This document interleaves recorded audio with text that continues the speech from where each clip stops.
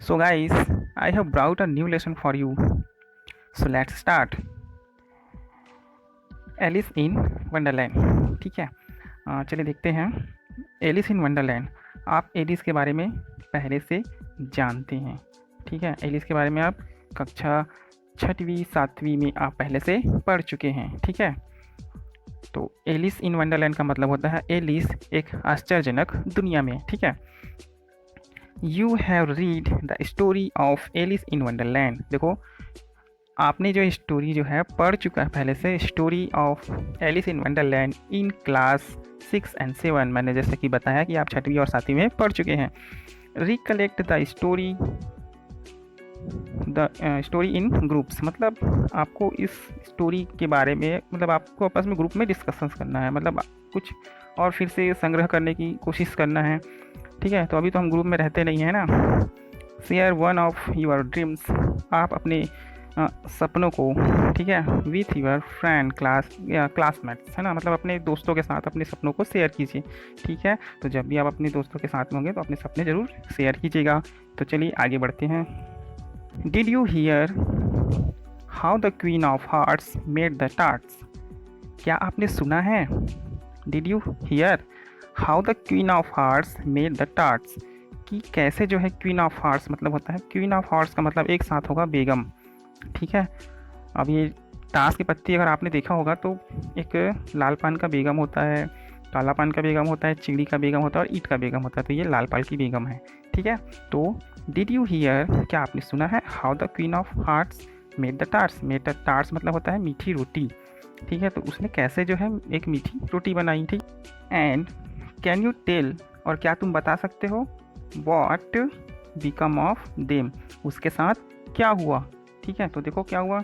The song tells you about it, मतलब ये जो गाना है, ये देखो इतना सारा जो गाना दिख रहा है यहाँ पर इसमें, ठीक है, यहाँ से लेकर यहाँ तक के, द सॉन्ग टेल्स, ये गाना तुम्हें बताएगी अबाउट इट, उसके बारे में। ठीक है, इस गाना को सुनते हैं।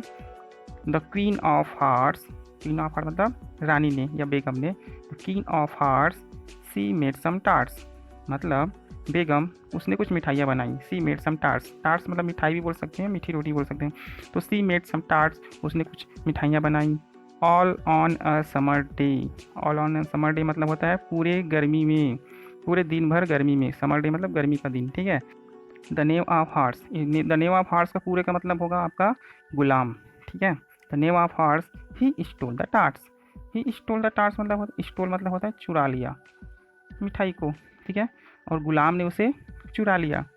ठीक है, and took them clean away, मतलब क्लीन अवे मतलब बहुत दूर। ठीक है, बहुत दूर ले गया। एंड टुक देम, और उसे बहुत दूर ले गया, मतलब उस मिठाई को चुरा करके उससे बहुत दूर ले गया। Just because there was a little song about the new. ठीक है, जस्ट बिकॉज मतलब ठीक उसी समय, बिकॉज क्योंकि, बिकॉज मतलब होता है क्योंकि, there was a little song क्योंकि वहाँ पर एक छोटा सा गाना जो चल रहा था अबाउट द न्यू, ने मतलब उस गुलाम के बारे में जो वह गाना चल रहा था। They had taken him as a prisoner, prisoner मतलब होता है कैदी, बंदी, या जो गुनहगार होता है उसको प्रिजनर बोलते हैं। प्रिजनर मतलब होता है कैदी, गुनहगार, मुजरिम। ठीक है, कुछ भी बोल सकते हो। तो they had taken him as a prisoner, अब किसको पकड़ लिया गया एज अ कैदी के रूप में, उस नेव को पकड़ लिया गया। नेव मतलब गुलाम को। ठीक है, they put chain on his wrist, मतलब पुट चैन मतलब होता है चैन मतलब जंजीर। ठीक है, they put chain on his wrist, उसके कलाई पर क्या बांध दिया गया, रिस्ट मतलब होता है कलाई, उसके कलाइयों पर चैन बांध दिया गया, जंजीर बांध दिया गया। Brought him before the king, और उसे किसके पास लाया गया, राजा के पास। कौन से राजा के पास, किंग ऑफ हार्ट, मतलब लाल पान का राजा बोल सकते हैं, लेकिन हम यहाँ पर केवल राजा बोलेंगे। ठीक है, किंग ऑफ हार्ट्स। सो इसलिए that there might be a regular tyre, इसलिए लाया गया ताकि, माइट भी मतलब शायद क्या होगा, B a regular tyre, regular मतलब होता है नियमित और ट्रायल मतलब मुकदमा। ठीक है, ताकि उस पर नियमित रूप से क्या चल सके, मुकदमा चल सके। अब कैसा मुकदमा, जब मुजरिम लोग चोरी करते हैं, खून करते हैं, तो उन्हें कहाँ लाया जाता है, अदालत में लाया जाता है, और उस पर क्या चलता है, मुकदमा चलता है। ठीक है, तो गुलाम पर भी क्या चलेगा, मुकदमा चलेगा। क्यों चलेगा, क्योंकि उसने रानी की बनाई हुई मिठाइयों को चुरा करके उससे दूर ले गया। ठीक है, the king looked very grand with a big crown on the top of his wig. यहाँ पे देखिए द किंग जो है लुक्ड दिख रहा था, जो राजा है वो दिख रहा था, कैसे दिख रहा था? वेरी ग्रैंड, ग्रैंड मतलब महान, ठीक है। विथ अ बिग क्राउन, ठीक है, बिग क्राउन मतलब तो बड़ा सा मुकुट, on the top of his wig, wig मतलब होता है नकली बाल। तो कहाँ पे लगाया था? जो नकली बाल था तो उसके टॉप में लगाया था, मतलब सर पे उसके नकली बाल भी थे, उसके ऊपर और क्या लगाया हुआ था? क्राउन लगाया हुआ था, ठीक है।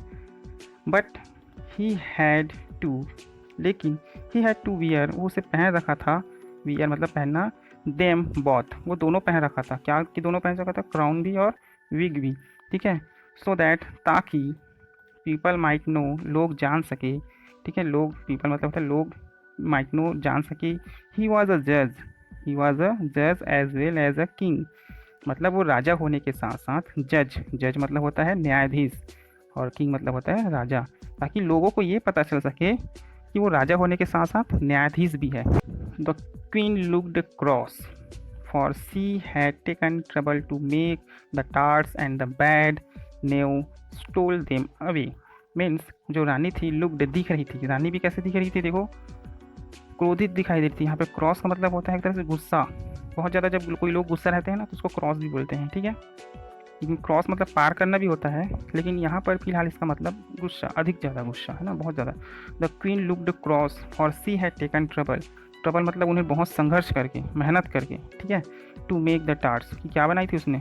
मिठाइयाँ बनाई थी, एंड और द बेड नेव, और जो बुरा जो गुलाम है, बैड मतलब बुरा है ना, जो बुरा गुलाम है, स्टोल देम अवे, उससे चुरा कर उससे दूर ले गया। स्टोल मतलब होता है चोरी करना, ठीक है। The white rabbit stood near the king, जो सफ़ेद खरगोश था, वाइट रैबिट मतलब सफ़ेद खरगोश, स्टूड खड़ा था, कहाँ खड़ा था? नियर पास में, द किंग किसके पास में? राजा के पास में खड़ा था। रीड आउट द सॉन्ग, और गाने को पढ़ रहा था, उस गाना को पढ़ रहा था, क्या पढ़ रहा था? देखो, टू टेल एवरीबडी, और सबको बता रहा था, एवरीबडी मतलब सभी को, टेल मतलब बताना, तो सभी को बता रहा था what a bad new, what a bad new मतलब क्या हुआ? उस बुरे गुलाम के बारे में कि कैसा है वो। He was and to decide whether he was guilty और नॉट गिल्टी, वह था, ठीक है, ही वॉज वह था, कि मतलब एक तरह से, और टू डिसाइड, और ताकि निर्णय लिया जा सके, वेदर कि ही वॉज गिल्टी और नॉट गिल्टी, ठीक है। कहने का मतलब ये है कि जो सफ़ेद खरगोश था राजा के पास खड़ा था और गाने को पढ़ रहा था और सबको बता रहा था कि वो बुरा गुलाम कैसा है, और इसी में निर्णय होना था कि, क्या निर्णय होना था? कि वो वॉज गिल्टी, गिल्टी मतलब होता है अपराधी, और नॉट गिल्टी मतलब अपराधी नहीं है, ठीक है। तो वहीं पर क्या होना था? तय होना था ना कि वो अपराधी है कि नहीं है। Alice was sitting close the jury box and she was called as a witness, ठीक है। मैं विटनेस का मतलब यहाँ पर दिया हुआ है, उसको बताऊँगा।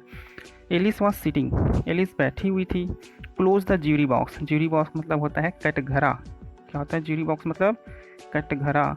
And she was called as a witness, और उसे बुलाया गया था विटनेस के रूप में। विटनेस मतलब होता है गवाह, ठीक है, जो गवाही देता है ना, जैसे कुछ जुर्म होते हुए किसी ने देखा रहता है ना, तो उसी व्यक्ति को विटनेस कहते हैं, ठीक है, इंग्लिश में, और हिंदी में गवाह कहते हैं, ठीक है।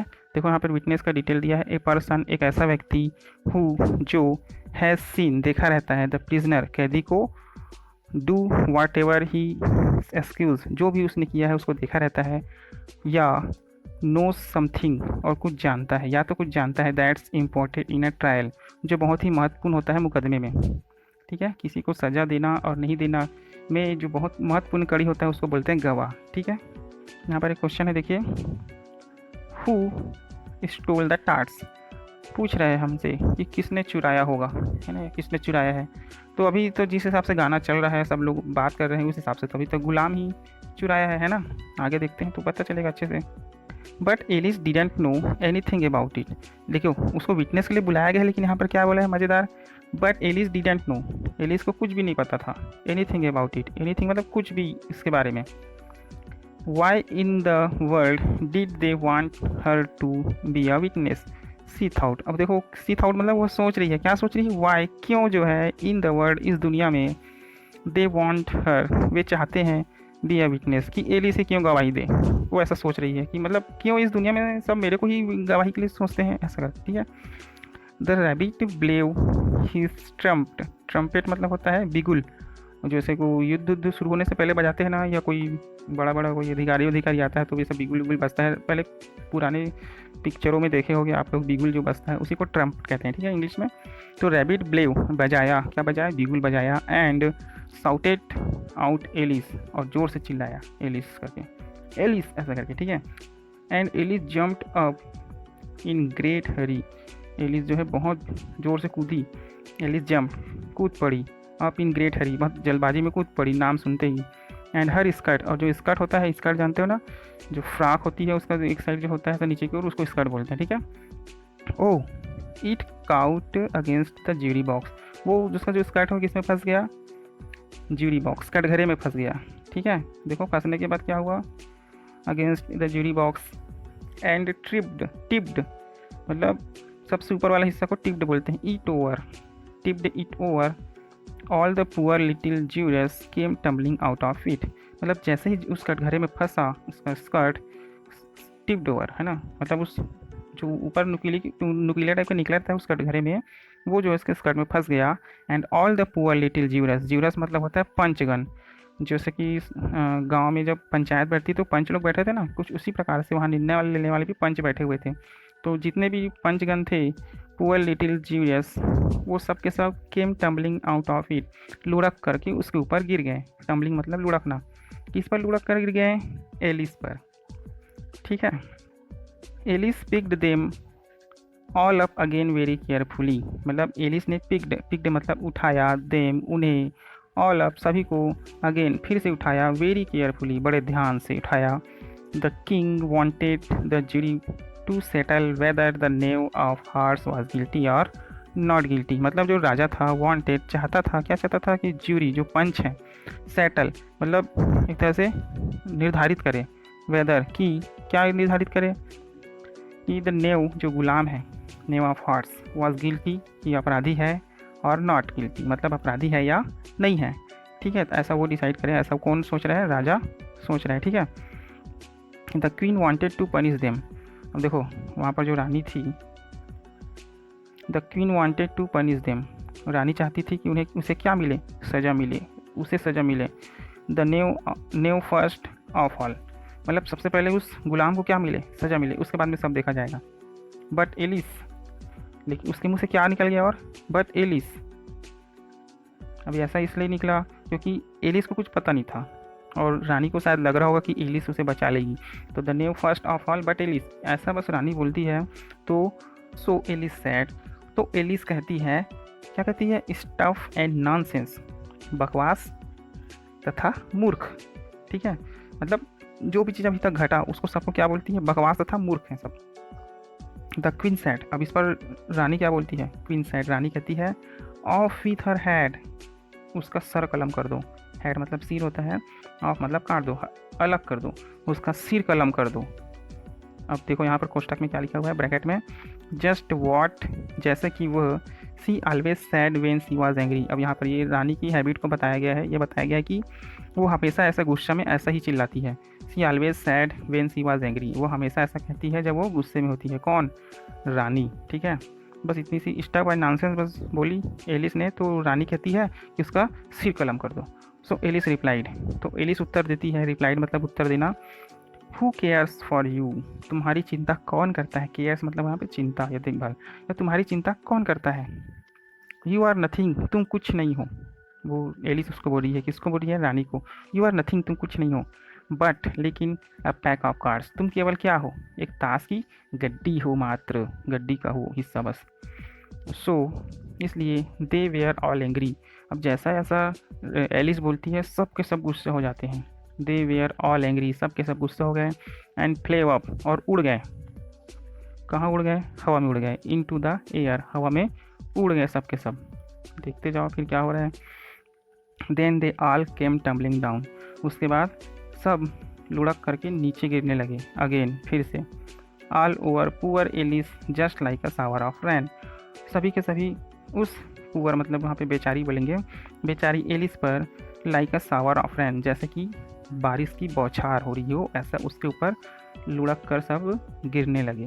द नेक्स्ट थिंग, अगली चीज़ जो हुआ, क्या हुआ, एलिस वोक अप, एलिस जग गई, ठीक है। Out of her curious dream, अपने उस अजीब सपने से, ठीक है। अनोखी सपने भी बोल सकते हैं, क्यूरियस मतलब अजीब भी होता है और अनोखी भी होता है, ठीक है। अजीब लिख लेना। And she found that the cards were only some lips, ठीक है। एंड सी फाउंड, और वो पाती है, मतलब क्या खोज पाई, that the cards were only some lips, मतलब वहाँ पे कार्ड्स नहीं थे, वहाँ पर क्या था, सम लिप्स, कुछ पत्ते थे, ऑफ द ट्री, पेड़ के पत्ते थे, that the wind had blown down upon her face, जो हवा चलने के कारण उसके चेहरे पर, अपॉन मतलब ऊपर, चेहरे पर गिर रहा था, ठीक है। मतलब ताश के पत्ते नहीं गिर रहे थे उसके ऊपर, पेड़ के पत्ते गिर रहे थे जब वो सपने से जगती है तो। Wouldn't be a nice thing, क्या ये अच्छी बात नहीं है, या क्या ये अच्छी चीज़ नहीं है, to have a curious dream, एक अनोखा सपना आना, ठीक है। जस्ट लाइक एलिस, एलिस की तरह, to have a curious dream like Alice. तो अगर आपको देखना है to have a curious dream, अगर आपको भी एलिस की तरह अनोखा सपना देखना है, लाइक एलिस, एलिस की तरह, लाई डाउन, लेट जाइए, शट योर आइज टाइट, और अपनी आंखों को बड़े अच्छे से बंद कर लीजिए, टाइट, ठीक है। गुड बाय, और bye bye Alice dear, good bye, ठीक है। मतलब यहाँ पर ये बताया कि क्या अनोखा सपना देखना अच्छा बात नहीं है, अच्छी बात है ना। तो आपको अगर आपको भी एलिस की तरह सपने देखना है अगर ऐसे ही, तो आप भी क्या कीजिए, ऐसे ही लेट जाइए और आंखें बंद कीजिए, आपको भी अपने अच्छे अच्छे सपने आने लगेगा, ठीक है।